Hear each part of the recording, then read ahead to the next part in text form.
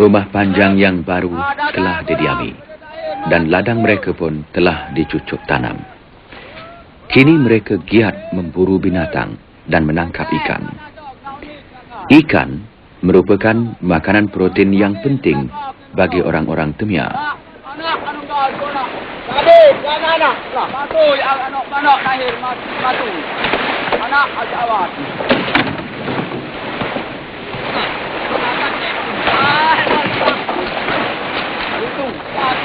Mereka menggunakan bermacam-macam cara untuk menangkap ikan. Perangkap ikan atau bubu diletakkan semalaman di bawah kayu-kayu di sepanjang tebing sungai. Jala tidak menghasilkan tangkapan yang banyak kerana terdapat batu-batu yang besar di dalam air di hulu sungai. Cara yang lain ialah dengan menggunakan serampang. Mereka jarang menggunakan pancing kerana hasilnya sedikit dan hanya cukup untuk keluarga sendiri sahaja.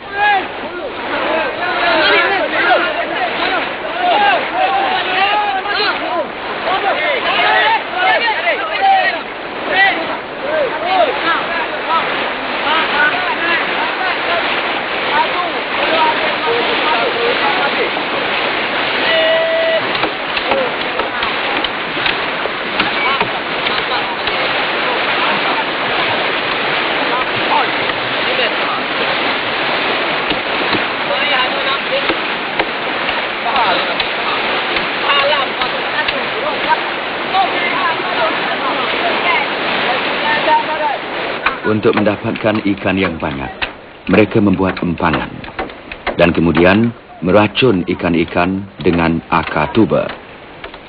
Kerjasama amat perlu untuk menjayakan usaha ini yang diadakan sekali atau dua dalam setahun.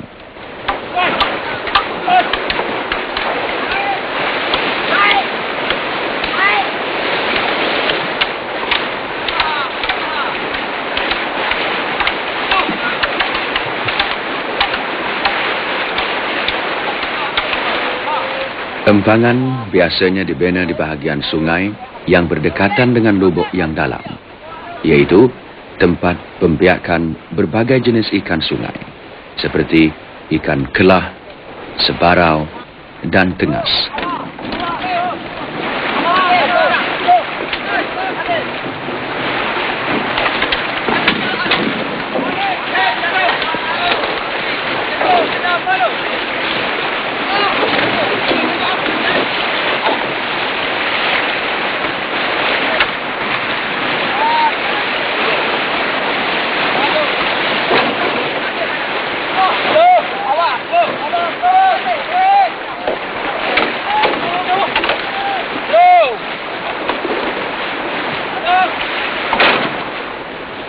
Untuk membina empangan, kayu yang berat dilintangkan di dalam air di antara batu-batu besar.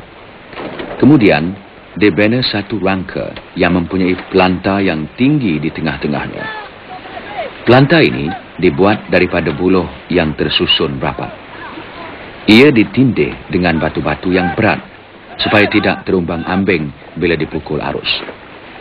Apabila dilanda air, ikan-ikan akan terdampar di atas pelanta ini.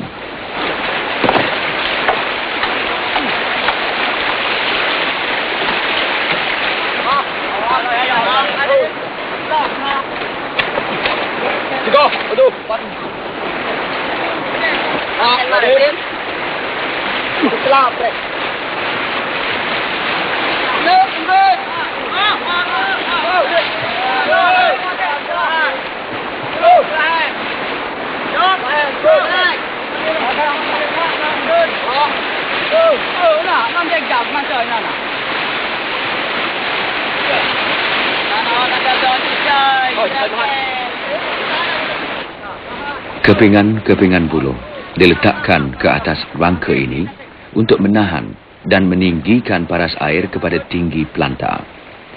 Empangan ini yang dibuat bertungkus lumus selalu diruntuhkan oleh banjir di musim tengkujuh.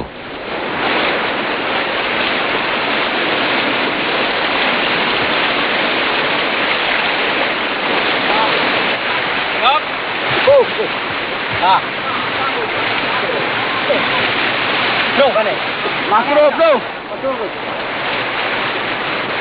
mari. Oh, sur, mari. Sur, biar 6 belum mati.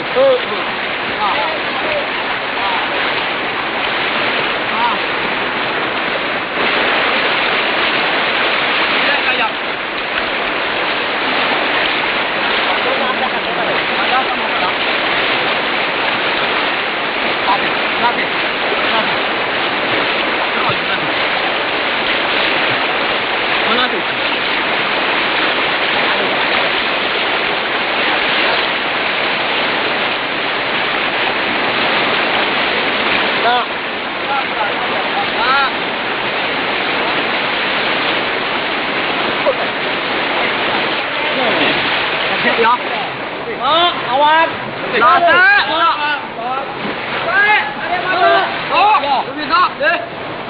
Bukan ucap, saya cek juga.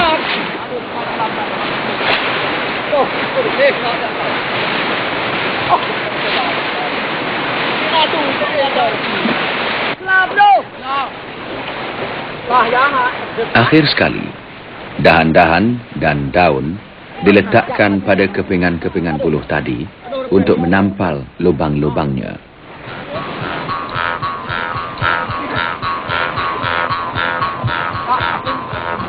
Mereka kemudiannya membawa akar-akar tuba yang diambil dari hutan menuju ke hilir lubuk dengan berhati-hati supaya tidak menakutkan ikan-ikan di dalam lubuk itu.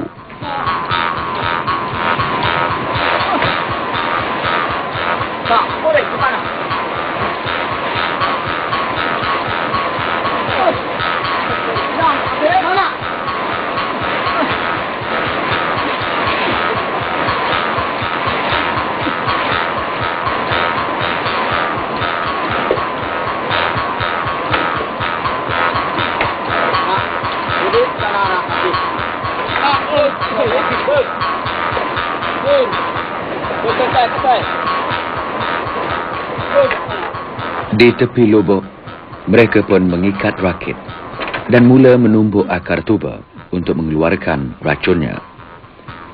Racun ini akan masuk ke paru-paru ikan dan terus ke saluran pernafasannya. Ikan itu akan kelemasan dan akhirnya mati kerana kekurangan oksigen.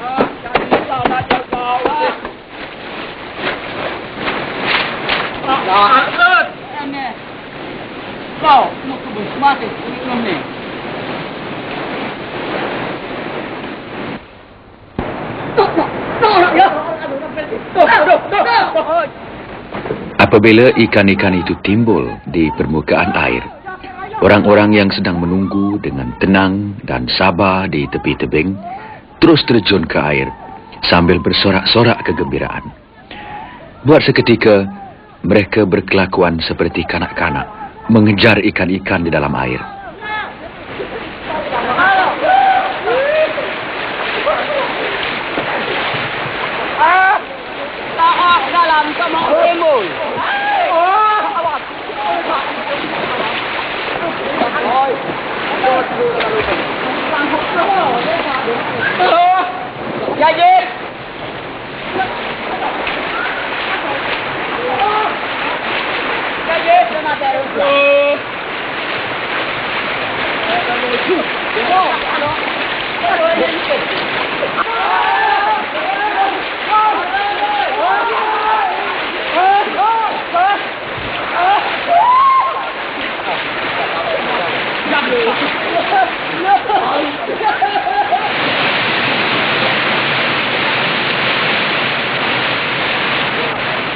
Ikan-ikan yang terkena racun ditunda supaya melepasi empangan, lalu terdampar di atas pelanta yang telah disediakan.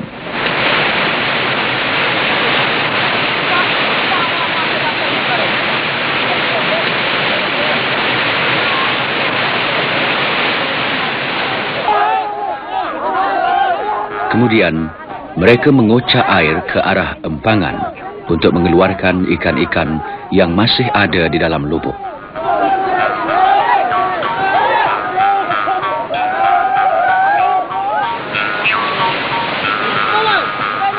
Ikan boleh didapati di sepanjang tahun dan orang-orang Temia memakannya setelah direbus atau disalai. Walau bagaimanapun, mereka ada mempunyai pantang yang tertentu ketika memakannya.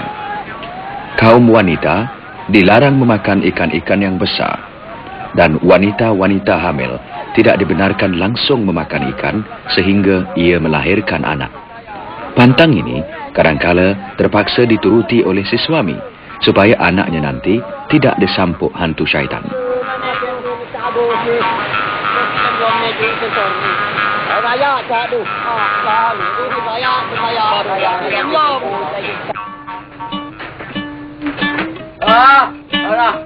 Wek ada gol maruh amat satu nom nin. Ya, nom ke wek ada. Semua kerja telah pun beres dan kehidupan di ladang baru berjalan seperti sedia kala. Penghulu pun mengadakan satu perjumpaan untuk seluruh anak buahnya.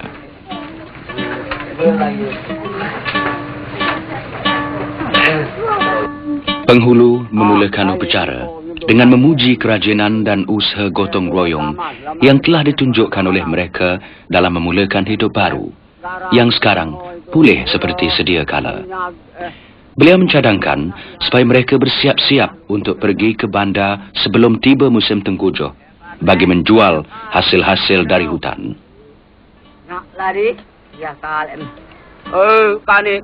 Mereka sungguh gembira dan akan segera mengumpul rotan dan jelutung dari hutan.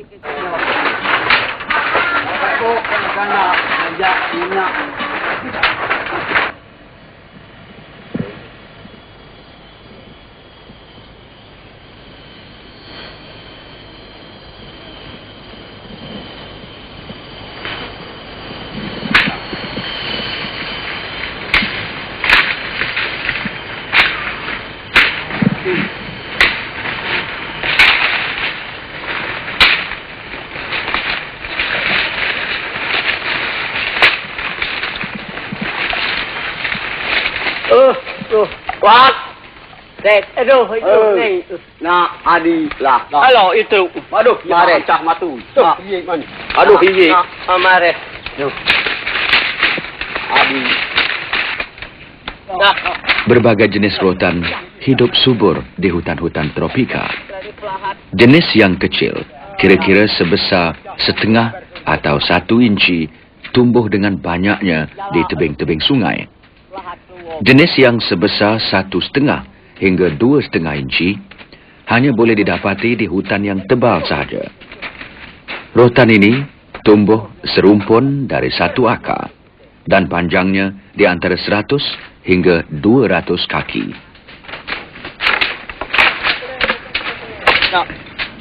Hujungnya yang berduri biasanya berada di puncak-puncak pokok, sementara batangnya menjala dan membelit di permukaan tanah.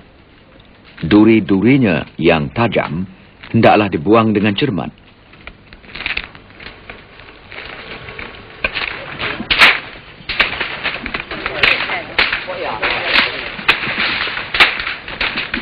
Pak, tolong ke em roh tu. Nah.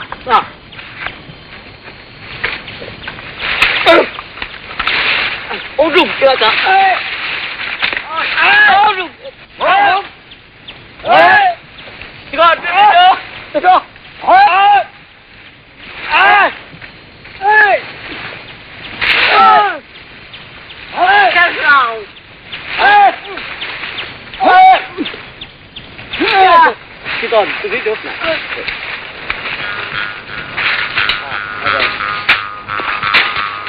Oh, awak dua ambil. Dia cok. Ah. Cok. Lah, cok terus.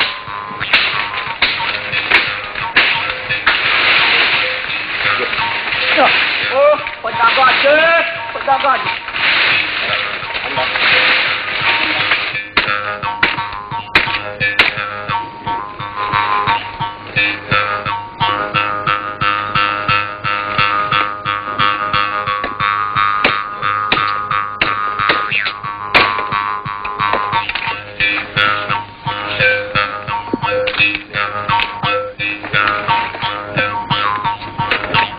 Rotan amat perlu dalam kehidupan sehari-hari. Jenis-jenis yang besar digunakan untuk membuat perabot dan hiasan-hiasan rumah. Dan yang kecilnya dibuat beg, bakul, dan beraneka jenis barang-barang rotan. Setelah dipotong mengikut ukuran-ukuran yang sesuai, rotan-rotan ini diraut dengan teliti dan diminyakkan sebelum dihantar ke bandar untuk dijual. Perabot-perabot dan barang-barang rotan yang rapi buatannya boleh tahan bertahun-tahun lamanya. Nah. Jai, awak. Jai. Itu. Lah.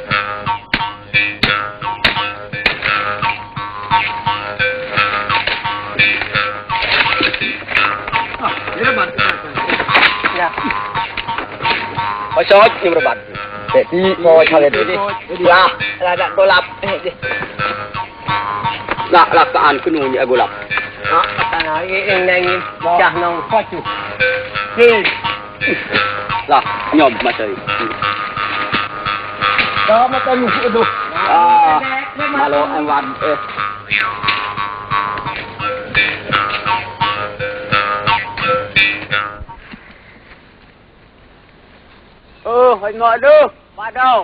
Getah jelutong ialah satu lagi hasil hutan yang perlu dalam kehidupan kita. Ia ditoreh dari batang pokok jelutong yang besar setinggi lebih dari 100 kaki. Pokok-pokok ini hidup liar di hutan rimba dan tumbuh dari biji-biji yang disebarkan oleh burung-burung. Aduh, alah MC reluk mare. Jet, alah. Pokok jelutong ditoreh setiap hari untuk mengeluarkan getahnya. Mereka menorehnya di waktu subuh kerana getahnya senang mengalir ketika udara sejuk. Getah ini kemudiannya dikumpul dan dibekukan dengan membubuh asid. Buku-buku getah direndam di dalam anak-anak air yang cetek supaya lembut dan mudah dilentur. Kemudian dibawa ke bandar untuk dijual dan diekspor.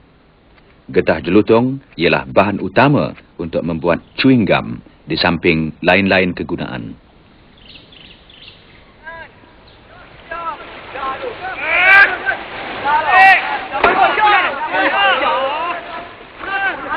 Sungai merupakan alat perhubungan yang penting bagi orang-orang Temia dan satu-satunya cara bagi mereka mengangkut barang-barang jualan.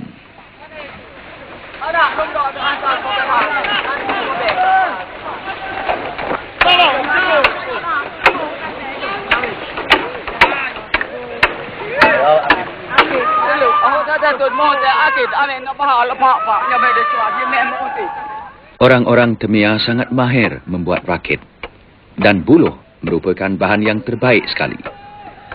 Untuk membuat rakit, buluh-buluh dikumpulkan di tebing sungai dan kemudian disusun dan diikat tanpa menggunakan paku atau sebarang alatan moden. Supaya buluh-buluh itu tidak tercabut, sebatang kayu dimasukkan ke dalam lubang-lubang yang ditebuk di tepi tiap-tiap buluh, lalu diikat dengan rotan.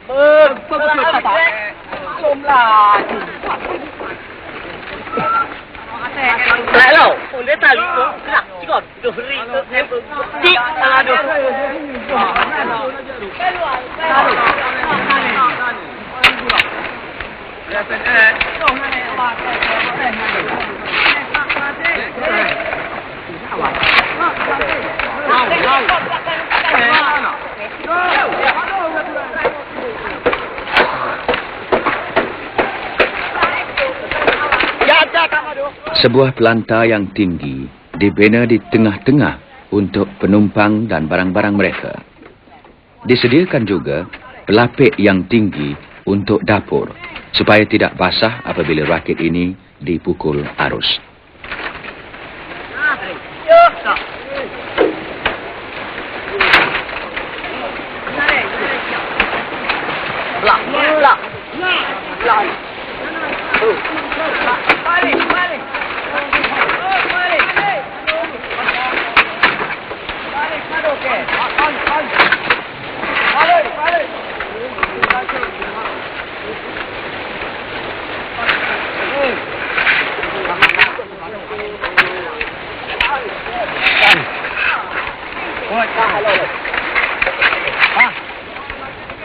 Dayungnya dibuat dari buluh atau kayu dan diletakkan di hujung rakit untuk mengayuhnya ke tengah sungai.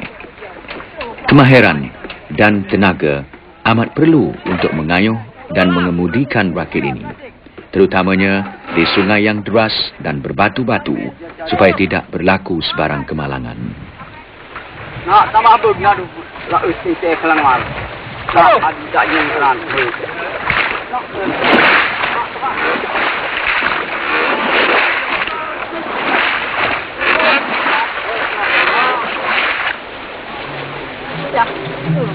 Mana? Sana dah ya.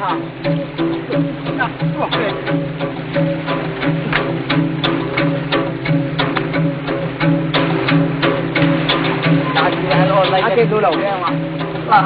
Tolong. Stop. Ayo. Apa? Jangan tolong. Tak tolong. Tolong. Ake dulu. Mama no.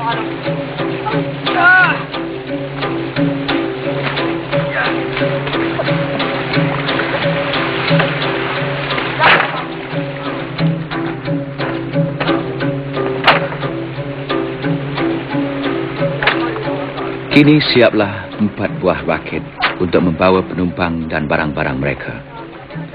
Setelah dimuat semua barang-barang, mereka pun siap sedia untuk memulakan perjalanan yang mungkin memakan masa 3 hari jika cuaca baik. Mereka hanya berakit di siang hari saja, kerana batu-batu besar di dalam air akan membahayakan perjalanan di malam hari. Apabila malam, mereka berlindung di kampung Puak Temia yang berhampiran, atau berkhemah di satu kawasan yang selamat.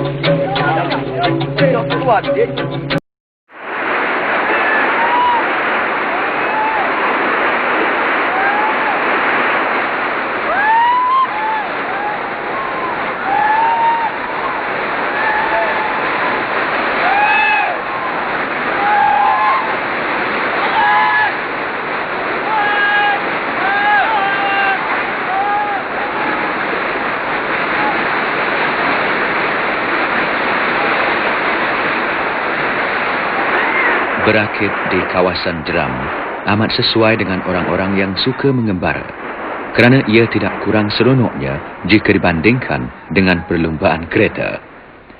Orang-orang Temia sangat gemar berakit sambil bersorak-sorak kegembiraan.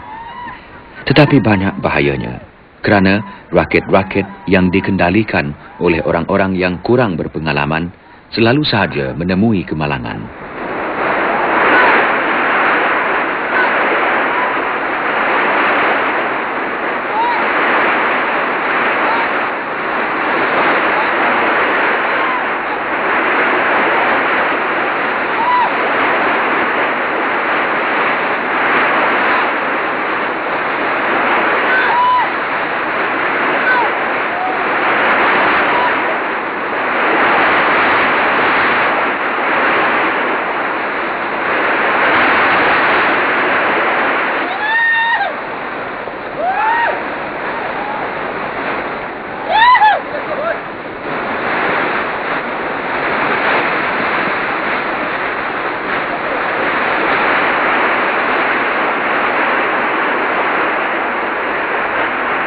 Bagi orang-orang Temia, sungai adalah sebahagian dari hidup mereka, sehingga mereka beroleh berbagai pengetahuan dan kemahiran tentang cara-cara berakit.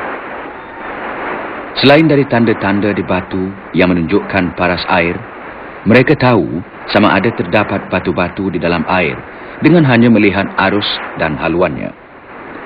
Mereka juga tahu bagaimana untuk mengelakkan arus yang berpusar-pusar di samping air yang mengalir deras lalu meresah keluar di celah-celah batu yang besar.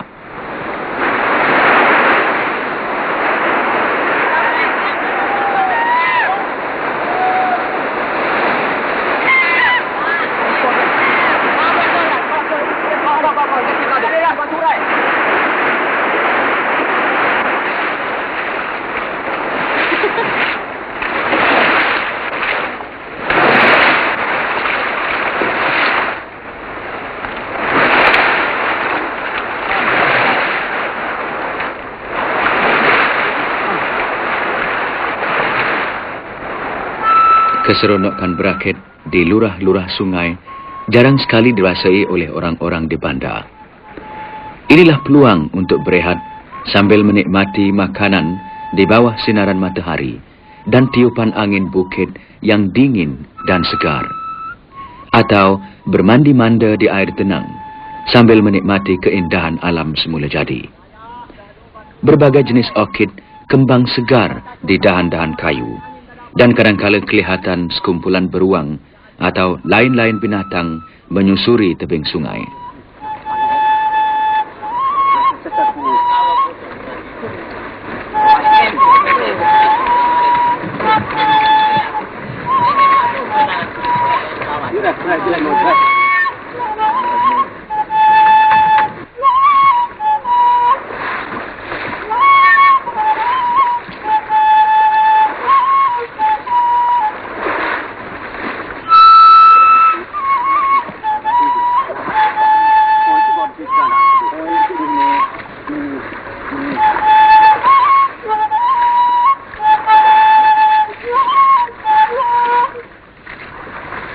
Keesokan harinya, setelah berkhemah di tebing sungai, mereka pun meneruskan perjalanan.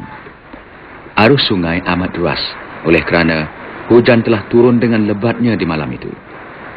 Perjalanan semakin sukar, dan rakit mereka terumbang-ambing dipukul arus.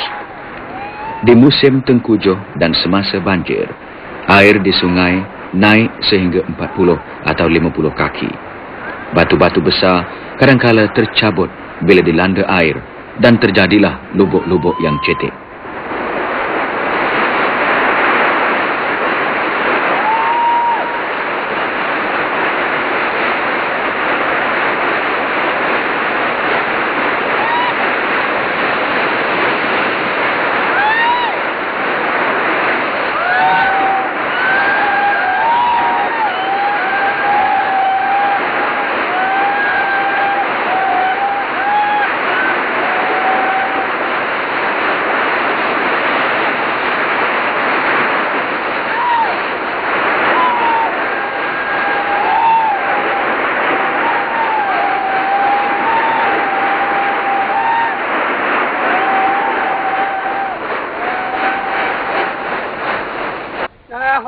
Halap deh. Anak siro. Nom-nomlah wang anak. Patik. Setibanya di Kampung Pulat, sebuah perkampungan di tepi sungai Nenggiri, yaitu tempat tinggal seorang ketua puak Temia, mereka pun singgah untuk mengunjungi saudara mara mereka.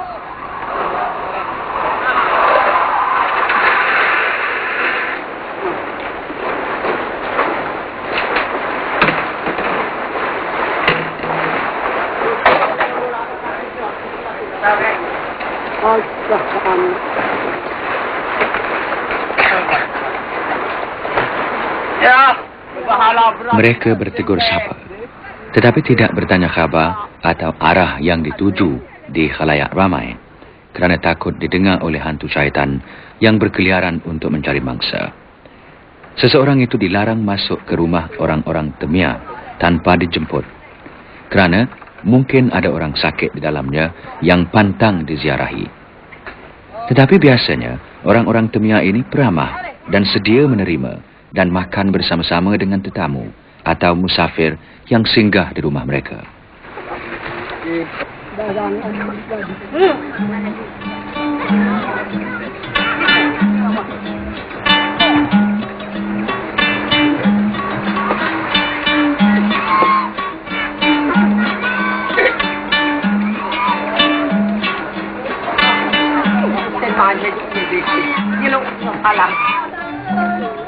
Orang-orang Temia di Kelantan mendiami sebahagian besar kawasan barat daya negeri Kelantan, sehinggalah ke sempadan negeri Perak dan Pahang. Sungguh pun setiap kumpulan ada mempunyai ketuanya sendiri. Seorang lagi ketua dilantik di kawasan lembah sungai. Dan orang-orang Temia di kawasan pedalaman menganggap yang tinggal di muara dan tebing sungai sebagai saudara mereka. Malah, kebanyakan dari mereka ada mempunyai saudara mara di lain-lain kawasan dalam lengkungan saka mereka.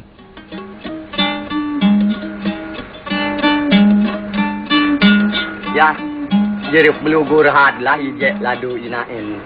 Ya, ini kami ate kiwek. Selut kami masoi. Ya ate gandar la usiewek pami bidak. Ya na seluk cinate. Ya ate yewek na nalako isla ka aliso. Lao de ke ha lari. Ana do wewek ke coy be.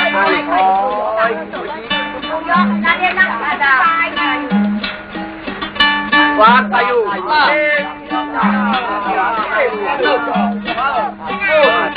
Lah, misal ensak kayu jamu jago dewa. Nah, akim kayu akim. Lah, ale nyop nak. Nah, ada ca ayu ti yang kai. Dah ca. Ada ca. Tapi nyop jorok ate. Nah.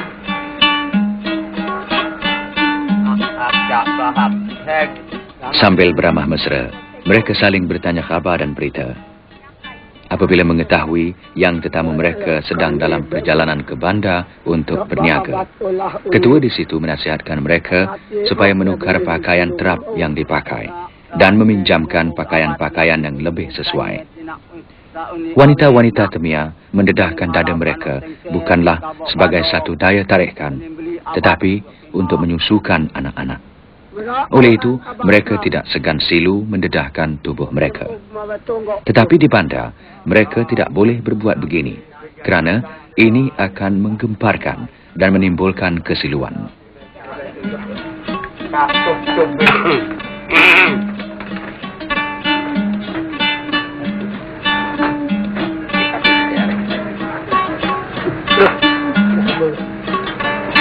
Oke, ini abad tu. Nak og malikaw at Duh. Malo, pelaan. Duh. Natin. Subuh-subuh lagi, setelah bangun dari tidur, mereka pun meninggalkan Kampung Pulat, sebuah perkampungan Puak Temia di tebing Sungai Nenggiri, untuk meneruskan perjalanan ke bandar. Di sini, sungainya luas dan tidak deras, dan ini memudahkan lagi perjalanan. Hanya terdapat sedikit jeram sahaja sebelum sampai ke hilir sungai yang tidak didiami orang.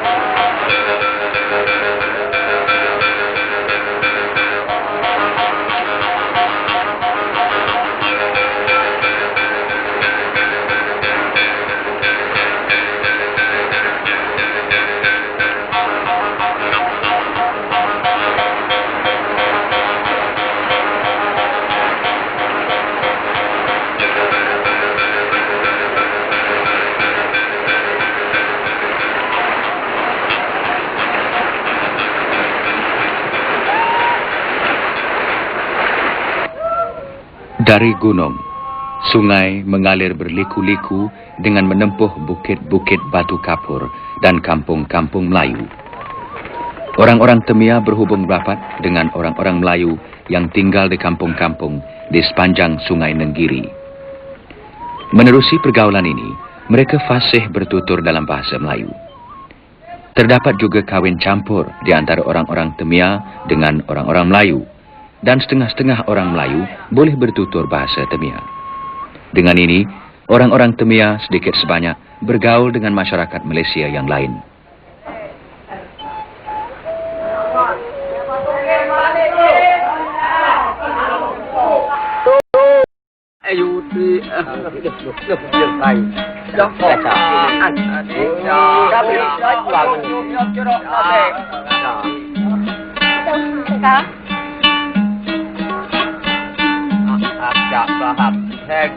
Sambil beramah mesra, mereka saling bertanya khabar dan berita. Apabila mengetahui yang tetamu mereka sedang dalam perjalanan ke bandar untuk berniaga, ketua di situ menasihatkan mereka supaya menukar pakaian terap yang dipakai dan meminjamkan pakaian-pakaian yang lebih sesuai. Wanita-wanita Temia mendedahkan dada mereka bukanlah sebagai satu daya tarikan, tetapi untuk menyusukan anak-anak. Oleh itu, mereka tidak segan silu mendedahkan tubuh mereka. Tetapi di bandar, mereka tidak boleh berbuat begini, kerana ini akan menggemparkan dan menimbulkan kesiluan.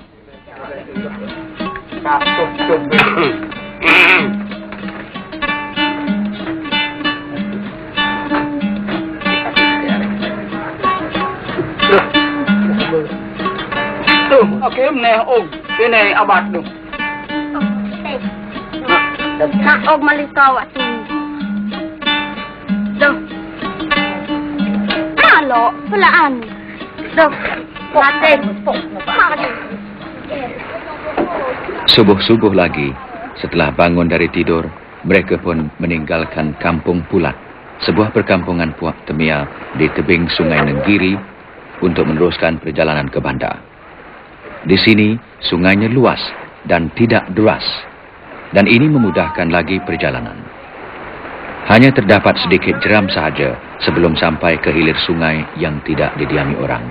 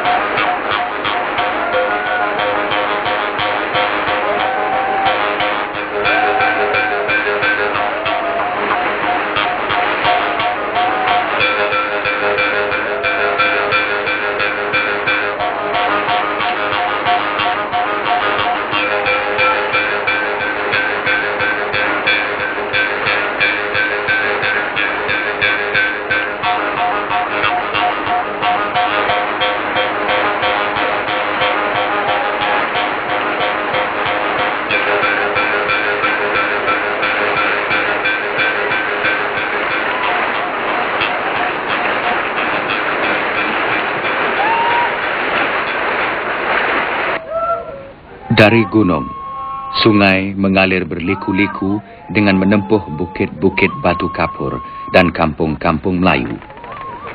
Orang-orang Temia berhubung rapat dengan orang-orang Melayu yang tinggal di kampung-kampung di sepanjang Sungai Nenggiri. Menerusi pergaulan ini, mereka fasih bertutur dalam bahasa Melayu. Terdapat juga kawin campur di antara orang-orang Temia dengan orang-orang Melayu, dan setengah-setengah orang Melayu boleh bertutur bahasa Temia. Dengan ini, orang-orang Temia sedikit sebanyak bergaul dengan masyarakat Malaysia yang lain.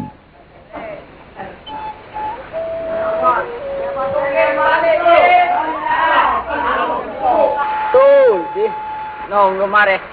Alam, nyom.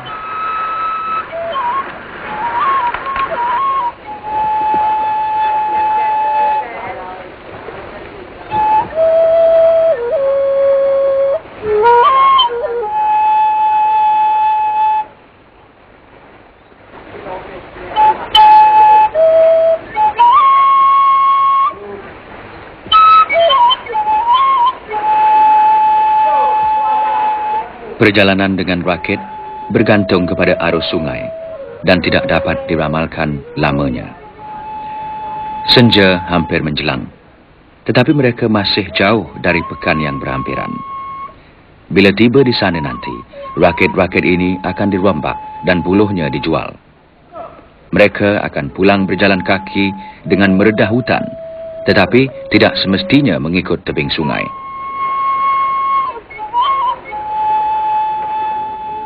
Di pagi hari yang keempat, mereka pun sampai di Bertam, sebuah pekan kecil yang dihubungkan ke lain-lain tempat dengan kereta api.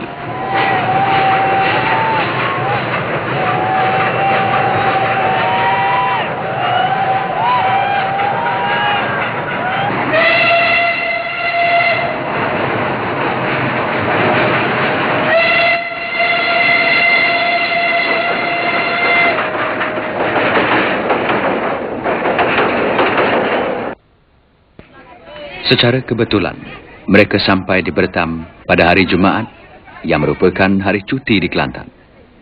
Hari ini diadakan pasar minggu di hampir semua pekan-pekan besar. Peniaga-peniaga dari Kota Baru yang syarat dengan barang-barang dagangan bertemu dengan petani-petani dari kampung yang membawa hasil tanaman mereka. Barang-barang ini diperniagakan dan terjalinlah persahabatan di antara kedua-dua golongan ini. Ay, mahal tu. Siya semua. Ngap. Ya, sil ada jual tu. Mana tu punya? Iya, na apa tu meja? Di Bertam, orang-orang Temia tidak dianggap ganjil atau menjadi tumpuan ramai. Sebaliknya, mereka disambut baik sebagai saudara-saudara dari pedalaman. Kedatangan mereka yang kerap telah mengeratkan lagi tali persahabatan dengan penduduk di bandar. Dengan pendapatan baru yang diperolehi, mereka membelanjakannya dengan membeli barang-barang keperluan, sehinggalah ke barang-barang mewah yang tidak diperlukan sangat dalam hidup mereka.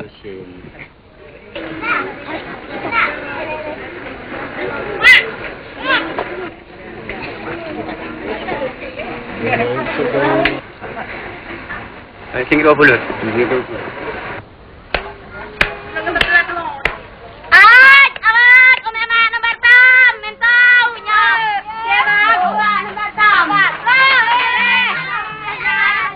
Setelah beberapa hari menempuh hutan dengan mengikut tikas-tikas binatang yang bersimpang siur di bukit dan di lembah sungai, mereka pun sampai di rumah, syarat dengan barang-barang belian dari bandar.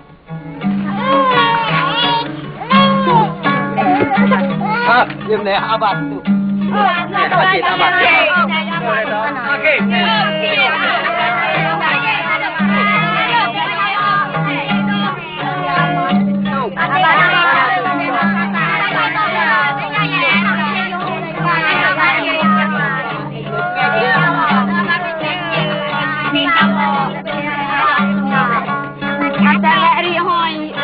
Bawa intat aki ni jakan, cik tu. Mai tu lep bawa jangan lep kek.